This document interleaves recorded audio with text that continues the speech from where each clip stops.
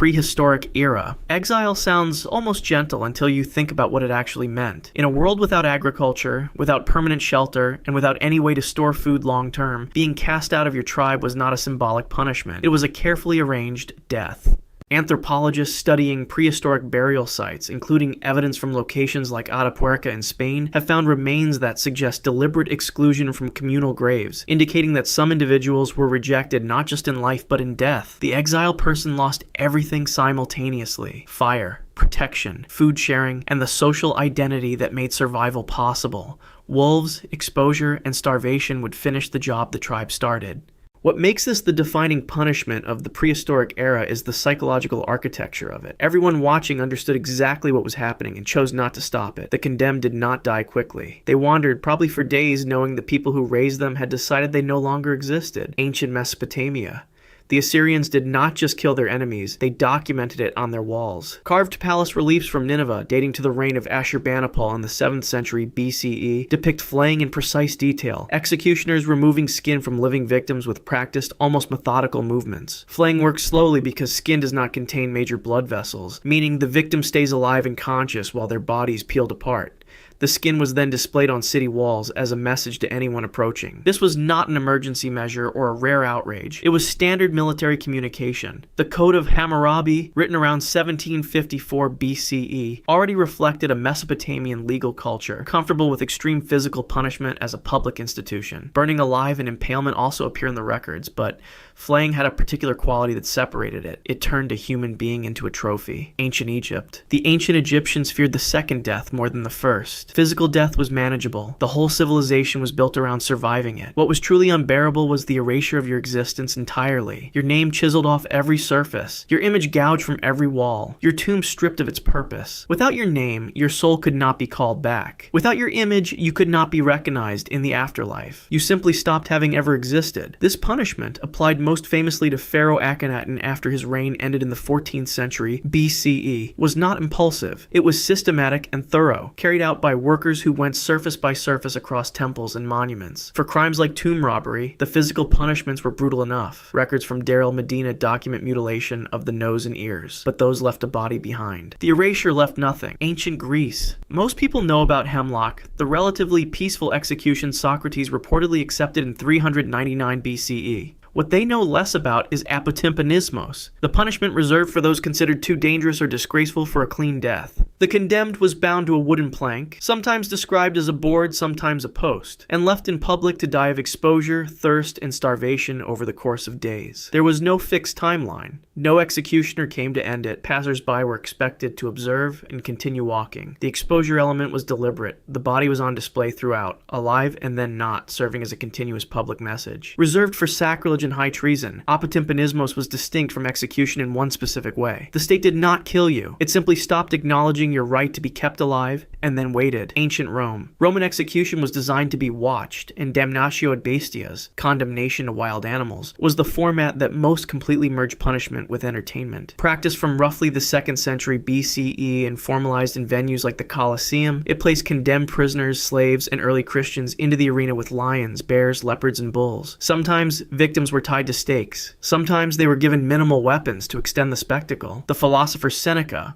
who witnessed the games firsthand, wrote with unease about their effect on the crowd, describing how the audience became gradually desensitized to the violence until each death demanded something worse than the last. The punishment had no fixed duration and no guaranteed outcome. Animals did not always kill quickly, and the crowd's reaction influenced how long the process continued. It was not just an execution. It was a performance where the victim had no role except to suffer visibly. Early medieval Europe. The blood eagle appears in Norse sagas, including the Orkneyinga saga and Nornig Gest's Thater, described as the execution method used on figures like King Ella of Northumbria around 867 CE, allegedly in revenge for the death of the legendary Ragnar Lothbrok. The method, as written, involved cutting the ribs away from the spine and pulling the lungs out through the back, spreading them like wings. Whether this was a real practice or a literary construction is a question historians genuinely disagree on. Some argue the saga descriptions are too consistent to be entirely invented, while others contend the accounts are poetic exaggeration designed to amplify Viking ferocity in the written record. What is not disputed is the cultural function it served in the stories. The blood eagle was not random cruelty, but a ritual act, the highest possible insult delivered to the highest possible enemy. If it happened at all, it was reserved for kings. Medieval Islamic world. Among the more disturbing execution methods documented in medieval court records is death by enclosure in a freshly killed animal hide. The condemned was sewn tightly inside the hide while it was still warm and wet, then left in the open sun. As the hide dried over the following hours, it contracted, tightening slowly and uniformly around the body. The compression increased gradually, not in a single crushing blow, but in a sustained,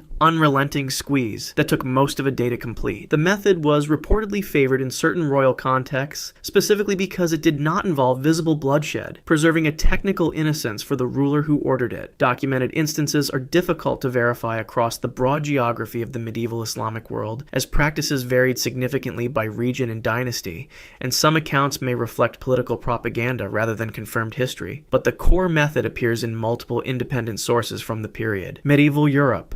Hanged, drawn, and quartered was the official punishment for high treason in medieval England, and it was not meant to be quick. The condemned was dragged to the execution site on a wooden hurdle through the streets, then hanged by the neck until nearly dead, not until dead, then cut down while still conscious. What followed was castration, disembowelment, and the burning of the organs in front of the victim's face, before death finally arrived. The body was then beheaded and divided into 4 parts, which were distributed to different cities as a warning. The first confirmed use of the full method was on Dafydd ap Gruffudd in 1283, ordered by Edward I.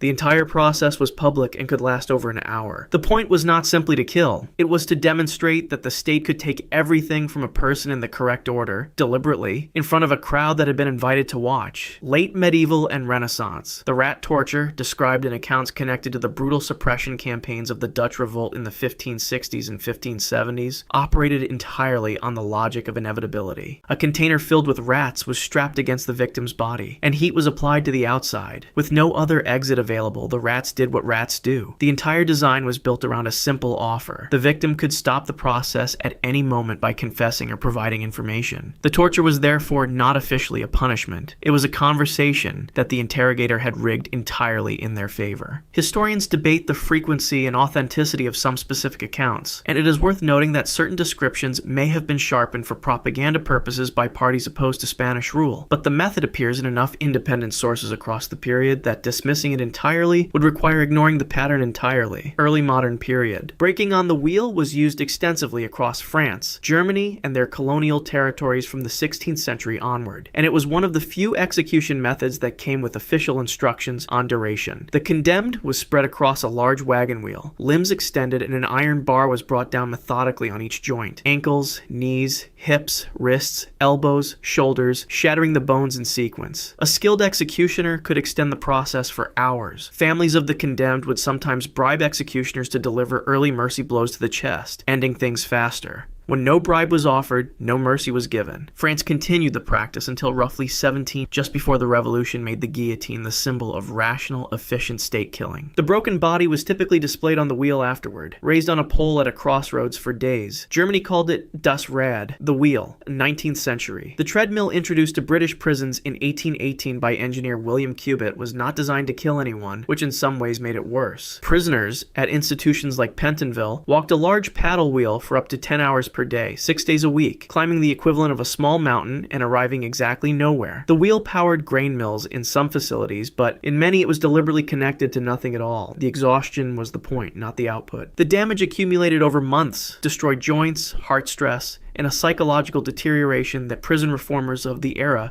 began documenting with increasing alarm. It ran alongside the silent system, which prohibited all conversation and human contact, ensuring that the body broke in isolation from any social comfort. Oscar Wilde endured hard labor during his imprisonment from 1895 to 1897, though historians note his specific exposure to the treadmill versus other labor forms requires careful sourcing. Britain abolished the treadmill in 1902, 20th century. The Soviet Sekushka system, formalized under Brezhnev from the 1960s onward, was built on a single devastating idea that a dissident's belief in their own sanity was itself the evidence of their illness. Sane individuals, writers, intellectuals, military figures like General Petro Grigorenko were committed to psychiatric hospitals under a diagnosis called sluggish schizophrenia, a condition invented specifically for this purpose by Soviet psychiatrists at institutions including the Serbsky Center in Moscow. Once inside, patients were subjected to disorienting drug regimens, isolation, and a continuous clinical insistence that their perception of reality was the symptom. Amnesty International documented the system extensively, and post-1991 Soviet archives confirmed what survivors had been reporting for decades. What separated this from other forms of state punishment was its precision. It did not destroy the body first. It went directly for the self, methodically dismantling the victim's trust in their own mind, and called the process treatment. If you want to see more, click the video on screen now.